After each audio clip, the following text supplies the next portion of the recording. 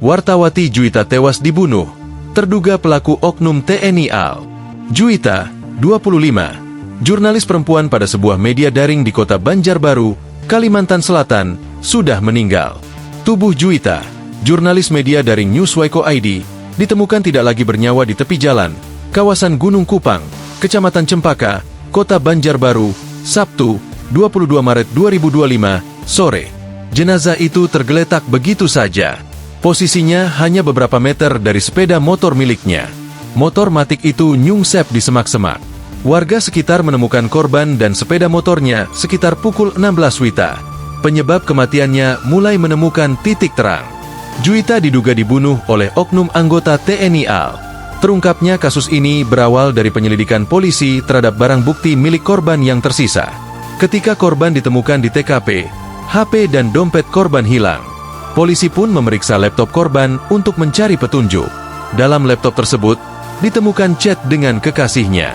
Korban diminta datang menemuinya. Terduga pelaku masih sempat mengirim chat berisi petunjuk arah. Diduga setelah itulah korban diserang. Komandan Polisi Militer Lanal Balikpapan Mayor Laut, PM, Ronald L. Ganap membenarkan peristiwa yang terjadi di Jalan Gunung Kupang, Kabupaten Banjar, itu melibatkan oknum TNI AL. Benar, pembunuhan dilakukan oknum TNI AL pangkat I berinisial J. Ujarnya, Rabu, 26 Maret 2025. Ronald membeberkan pelaku sudah berdinas di TNI AL selama 4 tahun. Mengenai hubungannya dengan Juwita, ia menyebut masih dalam pendalaman. Perkembangan akan kami sampaikan, ujarnya.